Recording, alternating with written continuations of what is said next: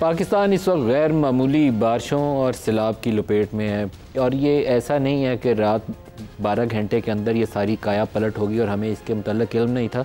मैं पिछले 4 हफ़्तों से तकरीबन मुसलसल हर प्रोग्राम के अंदर ये सवाल उठाता हूँ कि हमें ये जो दरियाओं के अंदर घर बन जाते हैं, जो ग्रीन एरियाज़ के ऊपर हम कब्ज़ा कर लेते हैं, जो हमने दरख्त काट काट के ज़मीनें कब्ज़ा कर ली हैं, सूबों को हमने इतने वसाइल दे दिए हैं कि वो हर कचरे के डब्बे के ऊपर अपनी तस्वीरें छाप लेते हैं और हर गली की नुक्कड़ के ऊपर उनकी एक चीफ़ मिनिस्टर की फ़ोटो छपी नज़र आती है। लेकिन हम उन सूबों के अवाम की फ़लाह और बहबूद के लिए और उनकी हिफाजत के लिए कुछ कर नहीं रहे। इसीलिए मैं NFC अवार्ड को रिव्यू करने को भी सपोर्ट करता हूँ, बड़ा स्ट्रॉन्गली सपोर्ट करता हूँ, क्योंकि उन वसाइल का सूबों के अंदर ज़िया किया जा रहा है। जो गैर मामूली बारिशें हैं वो अचानक नहीं हुई हैं। क्लाइमेट चेंज से ये पिछले 15-20 सालों में ये चौथा 5वां मौका है कि पाकिस्तान डूबने लगा है।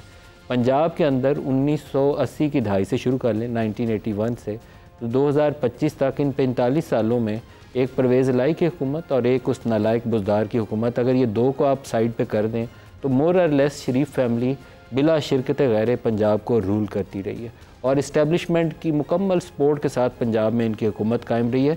किसी ने इनको रोड़े अटकाए नहीं। और जब पंजाब में इनकी हुकूमत होती है, आम तौर पर मरकज़ में बड़े मियाँ साहब होते थे तो पंजाब में छोटे मियाँ साहब होते थे, या मरकज़ के अंदर जनरल ज़िया का दौर था तो पंजाब के अंदर नवाज़ शरीफ साहब थे। अब मरकज़ के अंदर चचा हैं तो पंजाब के अंदर भतीजी है। अगर आप सिंध में चले जाएँ तो सिंध के अंदर भुट्टो ख़ानदान को भी यही फैसिलिटी हासिल है। वो बिला शिरकत गैरे वो मालिक हैं इस वक्त सिंध के, और जितने वसाइल हैं उनका एक नॉमिनी चीफ़ मिनिस्टर होता है जो कठपुतली से ज़्यादा उसका किरदार नहीं होता। तो इस वक्त जो लोग डूब रहे हैं पंजाब के अंदर, सियालकोट, नारोवाल, हाफजाबाद, सरगोदा, लाहौर, कसूर, उकाड़ा, Faisalabad and many other cities, फ़ौज को तलब करके हम बचाने की कोशिश कर रहे हैं। तो इन लोगों को बचाने के लिए अव्वलीन ज़िम्मेदारी सूबाई हुकूमत की थी जो उन्होंने अदा नहीं की। जो सूबे को पैसे आते हैं तो 60% के करीब पैसा सूबों को चला जाता है। वो सूबा पैसे किस चीज़ के ऊपर लगाता है? 2.5-3 करोड़ बच्चा आउट ऑफ स्कूल है पाकिस्तान के अंदर, तालीम पे भी नहीं लगाते। हेल्थ सेक्टर के लिए लोग रुल जाते हैं सड़कों के ऊपर, प्राइवेट डॉक्टर से किसी से या मेडिकल स्टोर से खुद एंटीबायोटिक्स ख़रीद के खा लेते हैं क्योंकि और उनके पास चारा कार कोई नहीं होता, हेल्थ पे भी नहीं लगता। तो पैसा लगता कहाँ है? अगर इसका एक सही तरीके से ऑडिट कर लिया जाए तो शायद इस कौम को उसका जवाब मिल जाए। इस डिज़ास्टर के अंदर पंजाब हुकूमत का रोल जो है बहुत ही नाकस है। रात को, आधी रात के बाद अगर लोगों को आप कहें कि पानी आने लगा है निकल जाओ, और उस वक्त सियालकोट डूब गया हो, उस वक्त लाहौर की आबादियाँ और कसूर की आबादियाँ ऐसी सूरत हाल में हों कि वो सरों पे दुपट्टा भी ना हो और औरतें घरों से भागने पे मजबूर हो क्योंकि पानी आ चुका था। जब उनको ये वार्निंग साइन नज़र आता है कि घर छोड़ दो, पानी आ गया, दरवाजे पे है पानी। मैंने BBC पे अभी स्टोरीज़ पढ़ी हैं कि जिन इलाकों से लोगों ने घर खाली किए हैं वो ऐसी कैफियत में थे कि उन्होंने कहा कि सांप साइड पे गुजर रहे थे और हम खौफ से मारे अल्लाह से दुआएं मांगते हुए वहाँ से निकले। ये सूरत हाल है, ये हुकूमत का किरदार ये है। अब वक्त से पहले बंदोबस्त नहीं किया। इतना बड़ा प्रोजेक्ट शुरू कर लिया गया RUDA, Ravi urban development project के नाम से, और रूडा का ओरिजिनल कॉन्सेप्ट ये था कि आपने एक बहुत बड़ी झील बनानी है, बांध बनाना है जो रिवर फ्लोज का नेचुरल चैनल है, उसके लिए एक चैनलाइज करना है कि पानी जब भी आएगा बारिश का या भारत छोड़ेगा तो उसको चैनलाइज कैसे करना है। भारत की अपनी आबी जारियत मौजूद है, उसने बड़ा रेला छोड़ा है, चनाब के अंदर भी छोड़ा है, रावी के अंदर भी छोड़ा है, वो छोड़ेगा। ख़ुद को डूबने से बचाने के लिए वो हमेशा ये काम करेगा। वो आपका दुश्मन है, दोस्त नहीं है आपका। उसने इंडस वाटर सिस्टम के तहत भी जो इतलात देनी थी वो भी नहीं दी, वो भी उसने जुल्म किया, ज़्यादती की, इंटरनेशनल लॉज की खिलाफ वर्जी की। लेकिन जो हमारा काम था हम ना करें तो उसका इल्ज़ाम दूसरे को दें। ग्रीन एरियाज़ हम प्रोटेक्ट ना करें, उसके ऊपर दरख्त काट काट के हम सोसाइटियाँ बना दें, जहाँ बन बनाने थे बन ना बनाएं, या मट्टी के बन बना दें जो पहले रेले के नतीजे में वो बन सारा मट्टी बहा के ले जाए और वो पानी सारा मट्टी बहा के ले जाए, और फिर हम एक्सियन और वो जो इरिगेशन का महकमा उसको पैसे कमाने के लिए करोड़ों और अरबों रुपए के नए कॉन्ट्रैक्ट दे दें। तो ये कसूरवार हम हैं। अगर हम दरख्तों की कटाइयाँ कर दें, जो नेचुरल सरफेस के ऊपर अल्लाह ताला ने एक कुदरती सेंचुरीज़ के ओवर द सेंचुरीज़ एक डेवलप करता है वाटर चैनल्स, वो हिल टॉरेंट्स का भी रास्ता बनता है।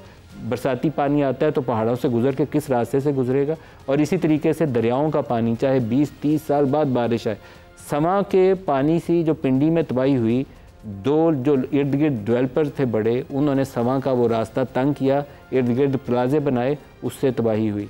अब रावी जो तबाही करेगा उसकी भी ज़िम्मेदार यही इंतज़ामिया और यही हुकूमत है, जिसका काम था कि वो उन एरियाज़ को प्रोटेक्ट करे। अगर कहीं पे कब्ज़ा है तो उस कब्ज़े को हटाए।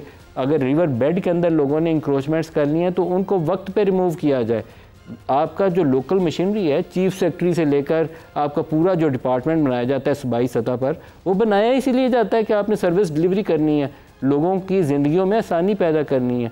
अव्वलीन रियासत की ज़िम्मेदारी यही है कि लोगों के जानो माल का तहफ़्फ़ुज़।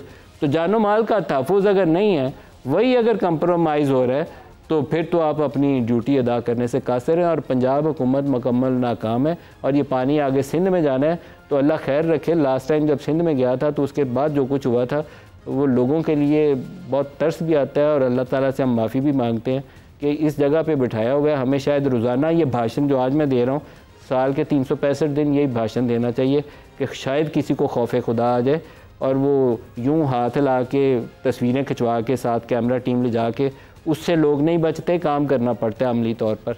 इसके अलावा कोई तरीक़ाकार नहीं होता। प्रोग्राम के आगाज़ में उमर याकूब साहब हमारे साथ हैं, हमारे नुमाइंदे। उमर और जहांगीर दोनों हमारे नुमाइंदे हमारे साथ हैं। उमर आप बताइएगा और जहांगीर आप भी बताइएगा। पहले उमर आप बता देगा पर, और वहाँ क्या सूरत हाल है? नदीम साहब, मैं कसूर का इलाका है गंडा सिंह वाला, जहाँ पर तकरीबन 30 से ज़ायद देहात हैं जो मुतासिर हुए हैं, जहाँ पे सैलाब का पानी आया है। और आज तीसरा दिन था रेस्क्यू ऑपरेशन का। तो आज दिन भर की जो कार्रवाई थी वो अगर आपको बताऊं तो आज पता चला था कि आज वज़ीर आला पंजाब ने यहाँ पर विज़िट करना है, तो दोपहर को यहाँ पर दौड़ें लग गई थी। आला अफसरान यहाँ पर आए, DPO DCO सब यहाँ पर आ गए, रोड साफ़ कर दी गई। और जो लोग सैलाब में फंसे हुए थे उनके जो रिश्तेदार यहाँ पर पहुँच रहे थे कि किसी तरह उनकी मदद कर सके, खुद कर सके, क्योंकि बहुत से लोग परेशान थे कि उनके करीबी अजीज़ घरों में महसूर है, तीसरा दिन है, तो उनको निकालने के लिए अगर उनकी मदद के लिए कोई उनका रिश्तेदार यहाँ पर आ रहा था तो उसको भी रोक दिया गया था कि बड़े यहाँ पर साहब आए हुए तो आप रूट पर नहीं जा सकते। तो अब सूरत हाल ये है कि इस वक्त जुज़वी तौर पर रेस्क्यू ऑपरेशन बंद कर दिया गया है और दिन भर यहाँ पर सूरत हाल ये है कि जो लोग रेस्क्यू ऑपरेशन कर रहे थे, वो जिन्हें लेने के लिए जा रहे थे, जो लोग महसूर थे, वो आने के लिए तैयार नहीं थे, क्योंकि उनका ये एतराज़ है कि जो उनके पास घर में कीमती सामान है, जो जानवर हैं, पहले उनको महफूज बनाया जाए या गारंटी चोरी नहीं होंगे, उसके बाद वो अपने घरों को छोड़ेंगे। और कितने गाँव हैं जो मुतासिर हुए, मुंतकिल होंगे? क्योंकि उमर कितने गाँव हैं जो मुतासिर हुए? सर जी,